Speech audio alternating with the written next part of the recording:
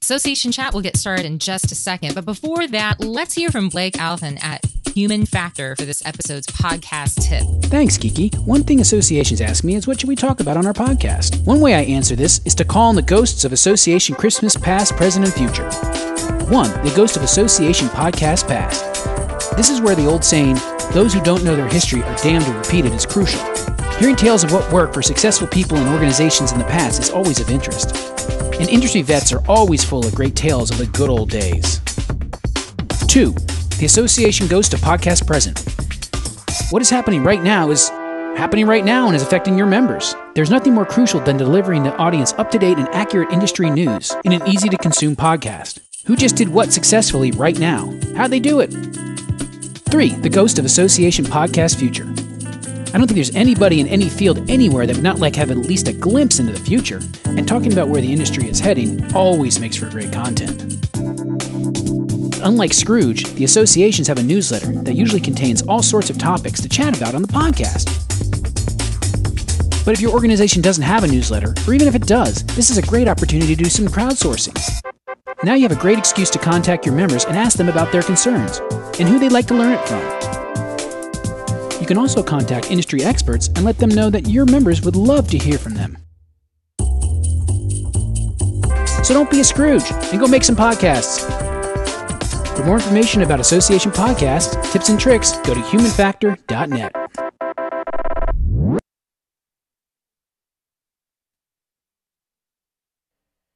This episode of Association Chat is sponsored by Fontiva at fontiva.com. Go check them out.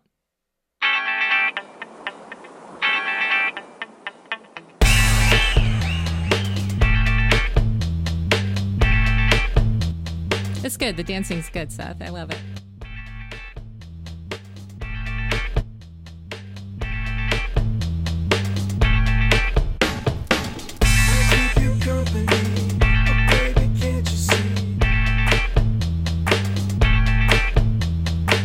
Welcome to Association Chat, produced by Amplified Growth and Human Factor, talking about all things association, nonprofit, and anything else that pops into my mom's head.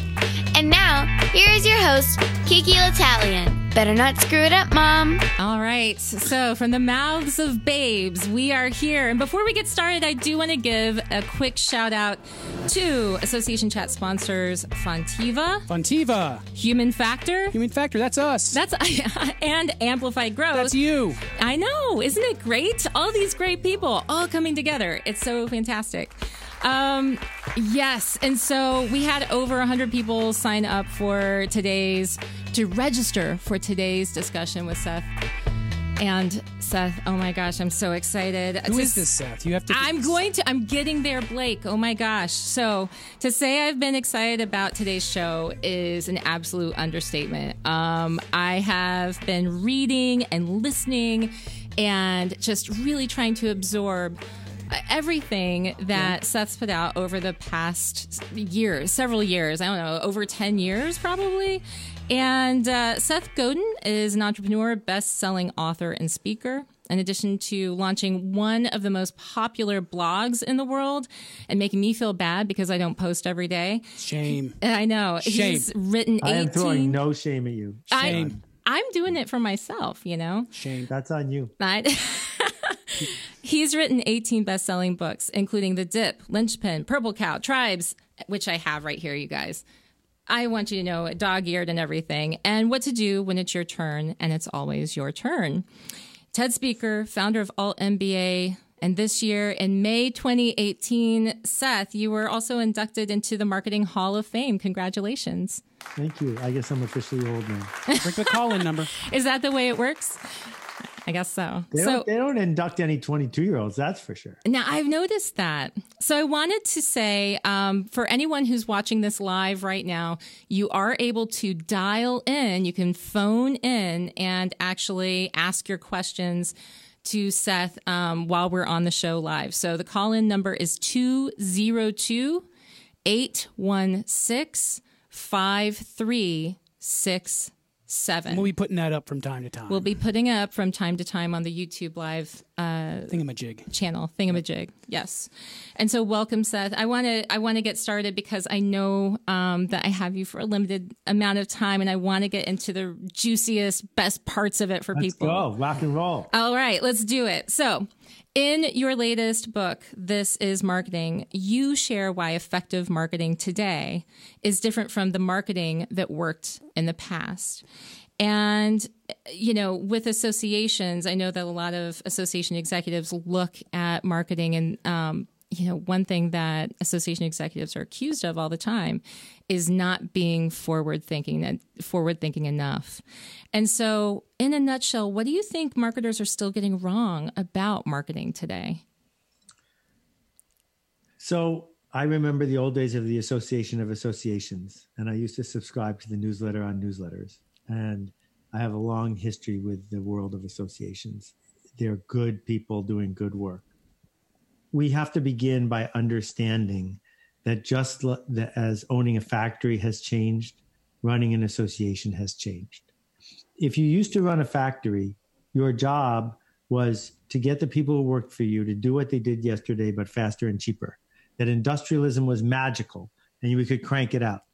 But today, most of what you do when you own a factory is buy stuff from other factories and organize and invent and create and connect.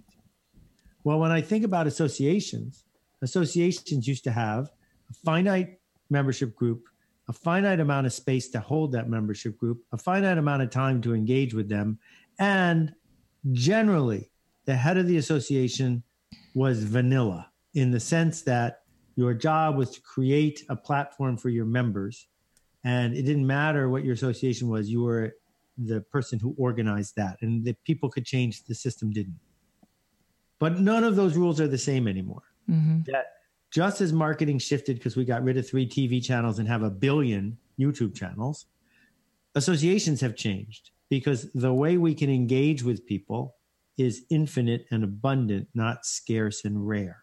Because the number of people who our association can touch isn't 100 or 1,000, right? It's millions. And that means that you can no longer be generic, that the association director has to have a point of view. Who's it for? What's it for? Where are we going? And so if people are criticizing association leadership, it's not often justified because they haven't been a leader of an association, so they should be quiet for now. But if you care about the work the association is doing, you have to be very clear about where you are seeking to take them. And if you can be clear about who it's for and what's it for, then we can have a productive conversation about marketing. If you can't, then it's just going to be a mess. Yeah. I think that probably is already a challenge for a lot of people because it has been, we've always done it that way kind of thing. We've always done it this way. And so people, they feel beholden. They feel like it's government light associations are, right? And so it's encumbered with bureaucracy. It's slow moving, slow to change. And so there have been a lot of people who say that the association model is dead. They say that, associations are dying, that for-profits are going to sort of take over for what the associations are doing.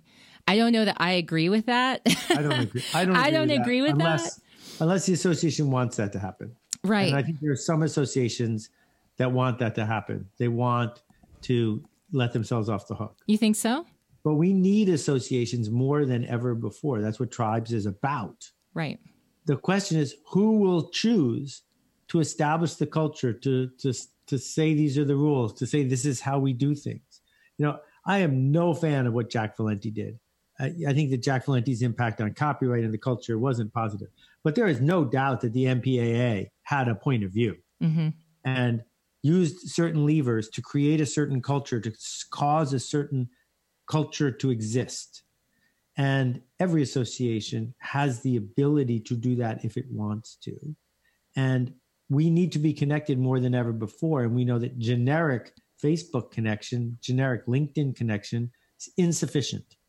What we have to do is use tension and status roles, which I talk about in the book, to cause people to engage, to enroll in change. And as an association director, you might not be up for that. And if that's the case, then don't be surprised when your association fades, because someone who is up for it is going to be able to make change happen. So one of the things that you talk about in your latest book, and that you also talk about in Tribes, is really it is that marketers have, I think it's a bigger mission than what a lot of them think of. It's beyond advertising. It's beyond trying to sell the thing, right? You're talking about change. And associations are all about change, or at least they should be. Ostensibly, that's where we started, right? We have something that we're trying to do for a profession, for an industry, for science. And so if there's somebody that's out there listening to this and they have this sneaking suspicion that they haven't been as creative or really pushed as hard as they can, but they don't know where to start, Seth, where do they start? Okay, so one of the themes of my work and the Alt MBA, the school I run, is it's not that you don't know the right answer. It's that you're afraid that the thing you're going to do might not work. Because if you're okay with the thing you're doing not working, you can do science and you can try and try and try. So, every single person who's listening to this did not know how to walk when they were 3 months old. And by the time they were 5 years old, they did. How did they do that? By watching YouTube videos? By being taught how to walk? No. We get up, we fall down, we get up, we fall down, we get up, we fall down. And the next thing you know, we are walking a little bit and then we're walking more. And marketing today is so complicated and changing the culture is so complicated. There's no map. It's impossible for there to be a map. But there's a compass. And the compass is that direction. That's where we want to go. So if you are okay with failing in the small, you will figure out how to succeed in the large. And I can't help you become okay with failing in the small. You have to do that. Hey, Seth, I have a quick question. But a lot of times I feel like, especially in our fast-paced culture, failing isn't necessarily that embraced. I want to stay in my lane, like you talked about earlier, stay in my lane. Don't rock this boat because, management, I don't want to rock the boat too much. We hear that in associations a lot, right, Kiki? We do, yeah. So what was your question? My question is, give me a trick on how to convince that executive director that he needs to take that risk. Have you encountered this? Do you have a special sleight of hand you use? Well, so my thesis is pretty clear. My thesis, first of all, you can't mention sleight of hand to me on live without me going like this, showing you both sides of the quarter, taking the quarter like this, grabbing it in my hand. Fellow musician. All right, I'll do cards across later for you. Okay, so we know what that means, Kiki. It's done. You're done. Sorry. So the thing is, it's riskier to do what you're doing now. Oh. It is dramatically riskier to do nothing. That if you do nothing, I am certain you will fail. There's a 100% chance you will fail if you do nothing. So my point is, the safest thing you can do feels risky, but it isn't really. And so I'll give you an example, a silly example. If you send an email to 100 of your members asking them to do something, 94 of them aren't going to write back. 94 of them aren't going to say yes. Is that a failure? Because if you've done any direct marketing, you don't feel like that's a failure. You got a 6% response rate. That's a home run. So if you want to be a direct marketer, you can't walk around all day saying, I fail 96% of the time. You'll never send another email. Instead, what direct marketers figured out is it's a privilege to be able to interrupt people who want to hear from you. It's not really an interruption. And what an opportunity to learn how to do it better tomorrow. So they don't feel shame associated with a 94% response rate. It's a home run.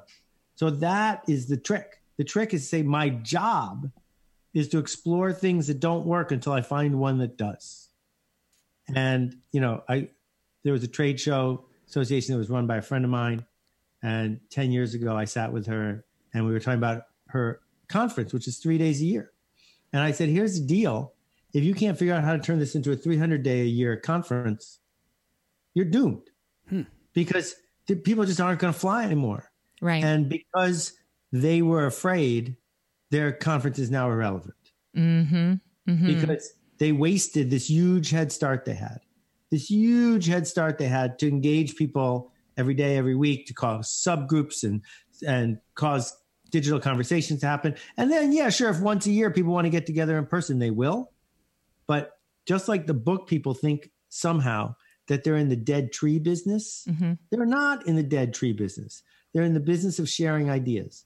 And if Random House had realized that, they would have started Google 25 years ago. But they didn't, because they said, what we do is we turn trees into money. Well, that's why they hate the Kindle. Because even though the Kindle eliminates inventory problems and has a higher gross margin, it's not what they thought they signed up to do. And that shift in your head, you got to embrace the idea that the safest thing to do feels really risky. I love that, because I think that, associations really do feel that a lot of times they're so risk averse. They're so afraid. They look for best practices, white papers. What's that? White papers. They want to have the case studies of how it's all been done before. But in a time when things are changing so quickly, you need to figure out how to embrace creativity, how to embrace failure, yes, and how to get comfortable with being uncomfortable and really trying to work through the fear. So can I just take 1 minute while you're catching your breath here to answer Matt's question? Sure. Because Matt is asserting that paper book sales are up and ebook sales are down. This is a fine objection to make that doesn't undermine anything that I was just saying. But I need to point out a couple things. First of all, the reason that ebook sales have peaked is because ebooks suck. And the reason that they suck is because publishers don't want them to be great.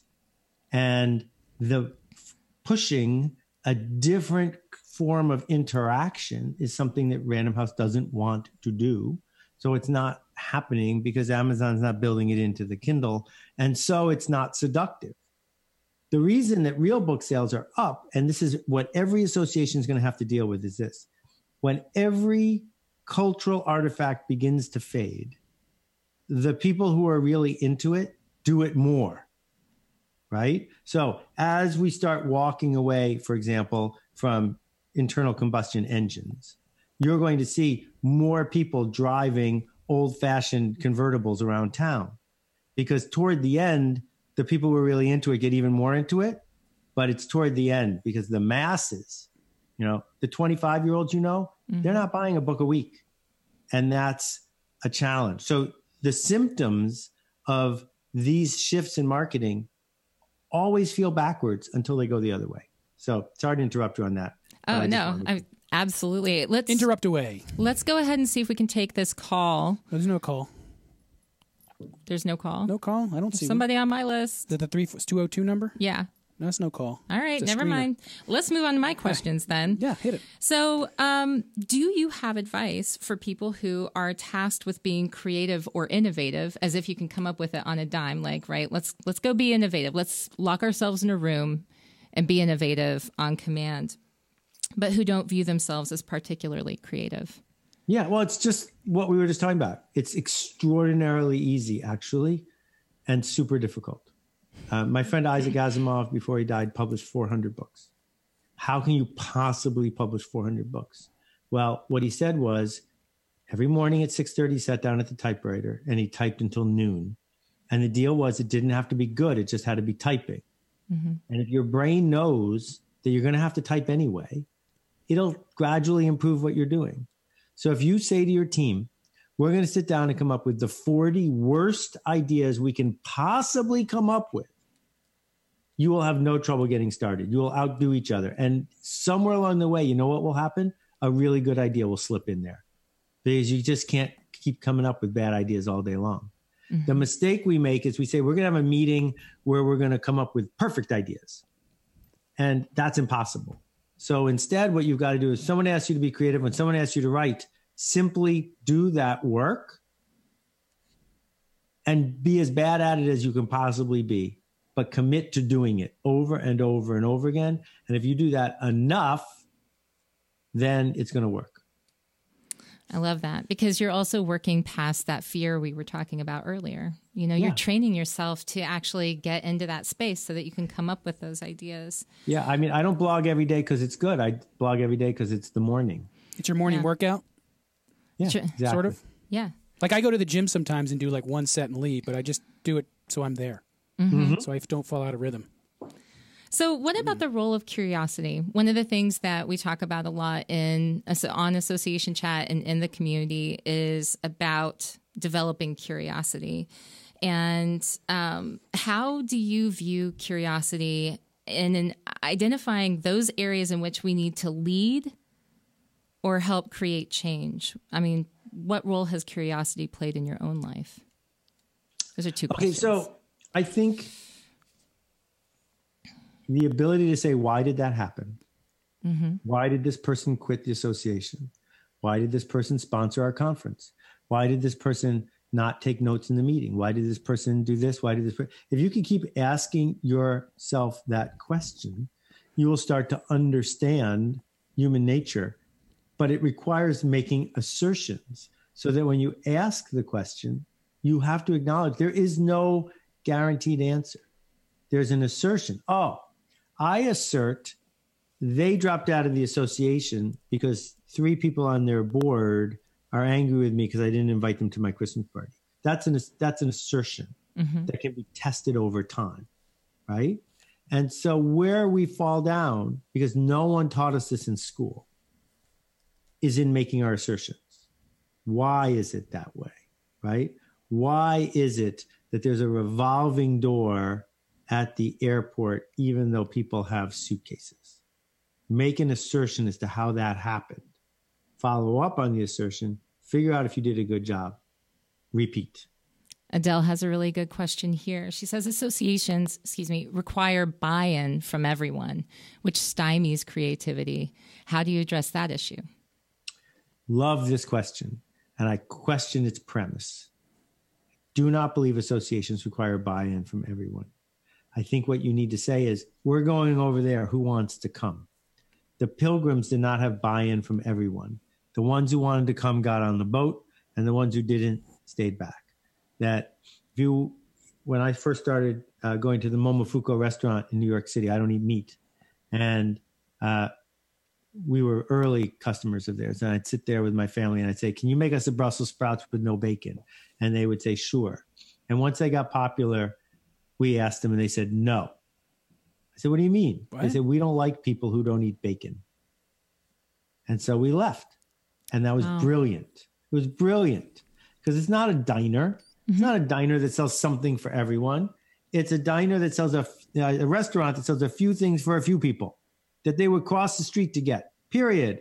And if you're a vegetarian who doesn't eat bacon, don't come. Thanks very much. You can go down the street. And that act is the only hope an association has. If an association says everything we do here has to be by unanimous consent, you might as well shut down today. Right. And I think so many associations do, right? They make that mistake of trying to please everyone instead of really focusing in on those they're serving, and those they want to serve for the purpose of what that organization is trying to do. Marjorie says, you can't please them all. Find those you are focused on serving and go. Others will either come or are not meant for you to serve directly. Yes. So, and there's a big amen, Seth, down there. Yes. Nice. Lots of people. But the thing that's in the book about status roles, and if you don't want to read my book, go read Keith Johnstone, 1964, a book called Impro. Status roles are the thing that associations have. They don't have money, but they have the ability to confer status. That's what you sell. Insiders versus outsiders. Do you want a seat at the table? If you want a seat at this table, the cost is being part of this group. And that's why you need a point of view. That's why you need to make assertions, because you as the association director get to say, who will I confer status on? And what actions do they need to do to receive that status? Because that's what motivates almost everybody who's in your association. Yeah, lots of people who are getting excited about this topic and starting to chime in. It's true for all startups, I see. It can't be everything to everyone. This is really hard for associations, Amanda says. They want to serve everyone in the profession or industry. There's a real resistance on focusing on serving just some in the profession or industry. Yeah. So let's talk about associations that realize that perhaps their mission or the people that they serve or, the industry that they are serving, that it's changed so dramatically that there's a shift. I mean, they might have programs and products and events that are built around an industry that has shifted so dramatically that they need to completely reimagine what it is that they're all there for. And somebody who's taken that job, probably doesn't think that that's even an option that's on the table for them. So say you're an executive director in that position, you're a CEO of an association, you have this sneaking suspicion that that's what's happened. What now? Well, so I'm going to answer a different question first, and we'll shift a little bit. The different question is about unbundling. So if you go to the bowling alley or the movies, you got to eat their popcorn. You got to drink their soda or beer. You're not allowed to bring in outside food because it's bundled. You get mediocre food if you want to bowl. They go together. But the internet unbundles everything, which means that if you as an association are offering a mediocre item that I can get somewhere else better and cheaper, you should stop offering it, or you should offer it better, because you can't bundle like you used to. You got to separate the thing. And that's a very hard pill to swallow. But guess what? Your members have already swallowed it. Your members are already taking what they take from wherever they take it. So that's the first half. And the second half is, let's remember the purpose of the association is to confer status on a select group of people in exchange for creating forward motion and connection.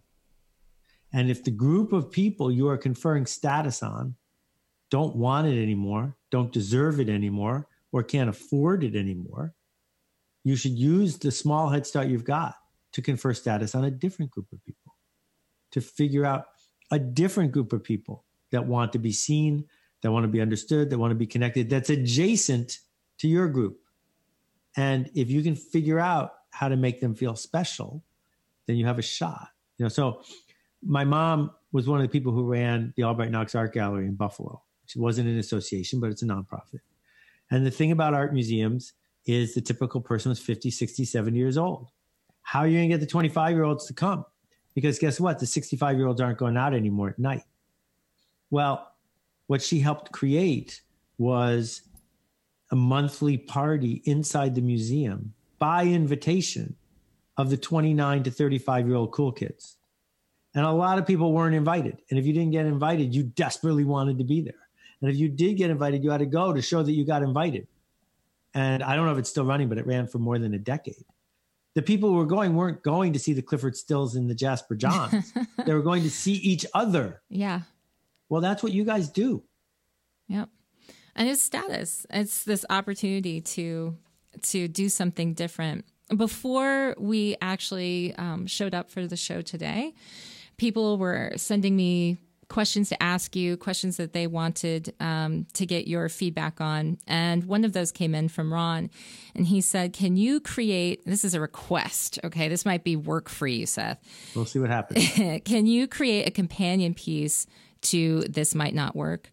The lessons learned from your teams and your clients' false starts and stub toes and errant turns are invaluable. Oh, that's super nice. I know. It would be great if Ron would make one first. Yeah. Yeah. Go, Ron. Now it's on you. I'm not the only person with a printing press. That's right. That's right. So I want to talk about online learning. For associations, another big piece of what they try to do is educate. And so, and obviously there's been a lot of change in this domain. You have challenged assumptions about what we think of as education.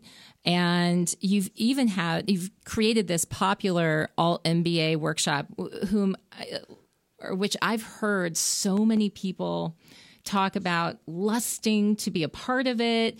I remember somebody in the event space who was bragging about the fact that she was going to go through it and to wish her luck. And it was like this big celebratory thing. And it's all about, inspiring and educating leaders. What can associations learn and apply to their own educational offerings based on your experience with Alt MBA? Okay, so the first one's the unbundling, which is, I don't care that you're teaching a course. If I can get it faster, cheaper, for free on YouTube, I'll take it there instead. Mm-hmm. So you don't have a monopoly. Number two, traditional education is based on compliance and it's based on scarcity, proving that you finished to get a piece of paper that gets you status. So you pass the plumbing exam. Now you have a piece of paper. Now you can be a plumber, because most people don't have the piece of paper. Being a plumber is more valuable than without it. So if you're able to confer status in writing, you can do traditional education. Get enough points, you get this thing. This thing gets you the other things you want.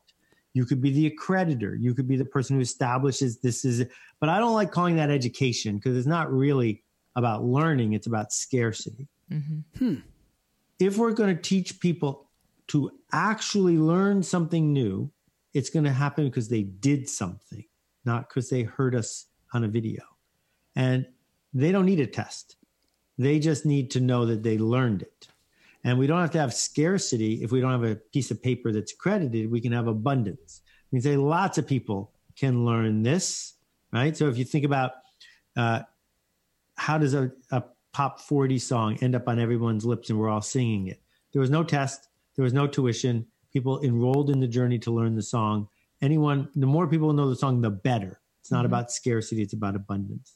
So if that's the kind of learning you're trying to do, then you need to think deeply about what online learning could become. That's what we're doing in the marketing seminar. That's what we're doing in the Alt MBA, which is we're saying the work you do is more important than what Seth said in a video, right? The work you do, the group work, the things you ship, that's how you will become the person you seek to become. And we're seeing this happen in lots of little places. The vast majority of education is still about accredited, test and measure. You can't become a doctor any other way. Mm-hmm. But I think it's changing, and it's changing really fast. So I've got a question over here I want to ask you from someone who is in the chat. And then I also have a caller that I want to pick up. So let's go with Kim's question. What about people who don't care about status? Yeah, are there people in this? Yeah. Are there people in associations who are like that? Yeah. She's misunderstanding what I mean by status, because I'm not being as clear as I could be about status. Status does not mean an Hermes scarf. Status does not mean who has more money. Status could be 1,000 little tiny things. And you don't know anyone who doesn't care about status. Everyone does. That it's who eats lunch first. It's who's in, who's out, who's up, who's down, who saw this, who didn't see this. What, you mean you didn't see that? Why do I need to keep up with breaking news? Breaking news is not up to me. Breaking news will be fine if I don't pay attention. But if 2 days from now, someone says, didn't you hear about this? And I say, no, my status goes down. So status is 1,000 little tiny things, not just who wins the best Oscar, the best actor Oscar. One of the reasons, for example, that we want to make sure we use commas, semicolons, and periods properly in a memo, even if someone would understand it if we typed it like a text, is if we write like an illiterate person, our status will go down. Mm-hmm. So I'm not buying the fact that people don't care about status. It just comes in a million little flavors. Right.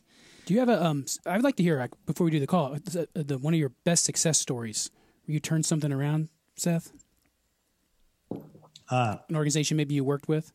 I hope that there's more than one. You're talking about the one with the eyeglasses? Sure. The story is probably too long to tell in detail here, but the short version is this. Everyone over 50 needs reading glasses sooner or later. And there are 100 million people in India who need them who don't have them. And I was working with a nonprofit called Vision Spring that exists to sell reading glasses to people who, for $3, who need them so they can be productive for the next 20 years of their life. And the short version of the story is I'm standing out in 100-degree weather watching people who have money in their pocket, who are old enough, who don't have glasses, who need glasses, come up to the front, and they take the eye test. They can see they can't read.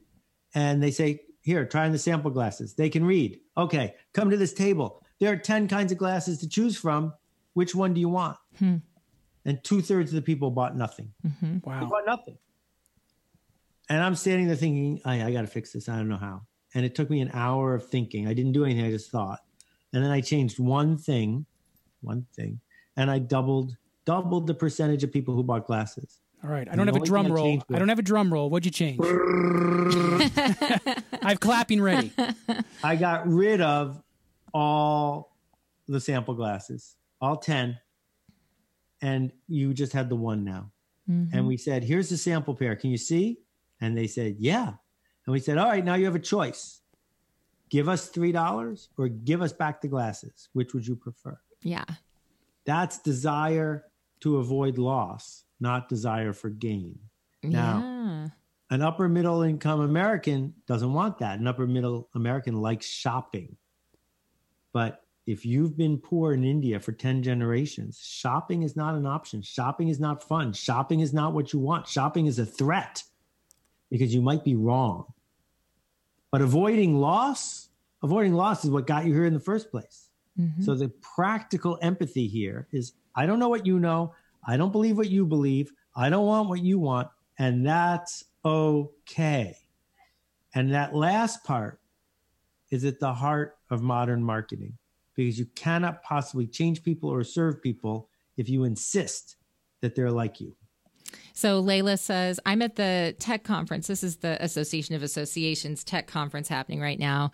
And the ribbon game is off the charts. The ribbon game? It's good to, talking about, it's really talking more about going back to a more traditional sense of status. Like, hey, I'm all of these things. You're piling on the ribbons on the badge. I got it. Right, where it goes down to your knees. Let me go ahead and get this caller because I think we actually do have one right now. It's Adele. This is Adele.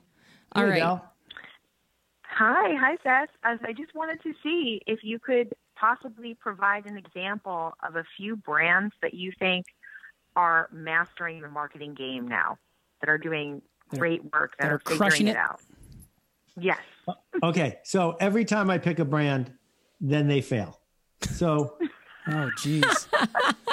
Let me get my stock out of it really quick. People are over on this side. They're crossing. Please, Seth, don't mention me. Right. Please. Don't mention Amplify Growth. I will pick a few that, but here's my basic theory. My basic theory is if you see a brand built in the last 10 years that's succeeding, it's succeeding because of the ideas that are in the book. But for example, what does Tom's Shoes sell when they sell a pair of Tom's shoes, which have a bigger logo on them than any other shoe women wear? What do Christian Louboutin shoes sell when they sell a $600 pair of shoes with red soles? What is the purpose of the red sole exactly? What did Nike do when they sent a message via a story to its worldwide audience when they signed up Colin Kaepernick? What did Scott Harrison do when he raised $250 million in a totally new way for charity? It's all the same. It's practical empathy, status, tension, affiliation. I don't believe what you believe, but here, look at this. Does this help you become the person that you want to become? Right now, it's a Tuesday. There's probably a line out front of the Supreme store where for $75, you can buy a t-shirt that's worth $4. But it's not worth $4 because you get a story with it that's worth $100. What is that story?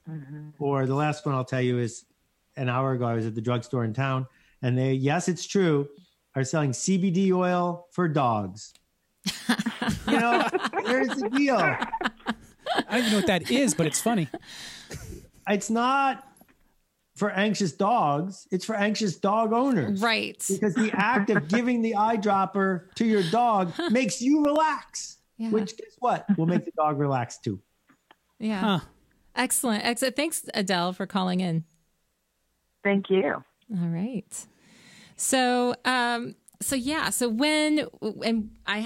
we've got 2 minutes. So you guys, we got to get as much brilliance from Seth as we possibly can right now. Okay.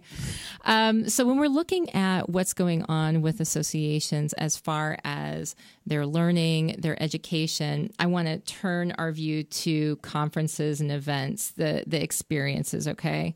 Because certainly there is more competition now. I hear about all the time that these trade shows and these professional societies that used to be the only name in the game now have all of this competition and are struggling and trying to figure out what to do. What are your thoughts on what's going on? You're only there? giving me 90 seconds. This is I know, man. We can go longer. We have hard drive space. Yeah. We have the space. I have been to more trade shows and conferences than anyone on this call. I can guarantee that because I've done it for a living for 30 years. If you go to Seth's.blog/rider, RIDER, at the bottom, I have 4 blog posts that I have written about how to organize a conference that works. That range from, please do not have tables for 10 because they were invented to make caterers happy, not attendees. Thank you. All the way to understand what this event is for. Because guess what we don't need? We don't need to go to the expense to go to a building with other people to be alone. And that is the old model of a conference. That you can go to a conference and be socially acceptable the whole time and meet no one and change your mind about nothing. That's the old model. But guess what? We can do that at home now. And so the new model is you have a point of view, you make people just uncomfortable enough that they don't leave, but instead deal with the tension of moving forward by engaging with others, by engaging with ideas they're not comfortable with, by creating experiences that they will remember 6 months from now, because when you do that, next year they come back. And that is what's missing from almost every conference I go to. If you are in a convention center and you're lining people up with tables and chairs and the badges where their names are sorted, I could go on for hours. Yes, you can check a box and you made the caterer happy and the local organizer happy. That's not what a conference can be, and you can do better. Thank you so much. We can do more. You can do more, and that's really and Seth is charging us to do more, right? I love that. Except for free, I'm charging you to do more. For free, you're charging. No, you're gonna go buy his book.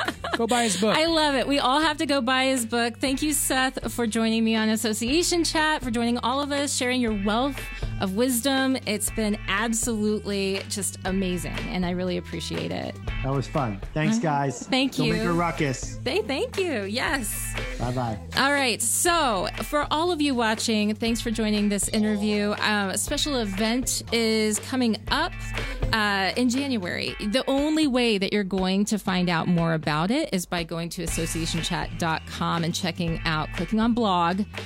and checking out what I just posted there today. You've got to go check it out and find out what's going on. This is the beginning of the Be a Creator Without the Risk series and program launching in 2019.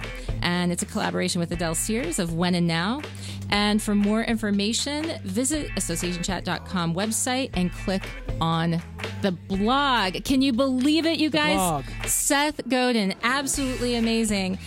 All right, close us out with the kid, Blake. Where's that kid? Let's push this Where button. Where is that kid? Let's push this button, and this one, and bye. Bye, guys. Thanks for listening to Association Chat, produced by Amplified Growth and Human Factor. For more information on Amplified Growth, go to amplifiedgrowth.net. And for more information on making podcasts for your association, go to Human Factor at humanfactor.net. To hear past episodes, go to the Association Chat YouTube channel and subscribe. See you soon!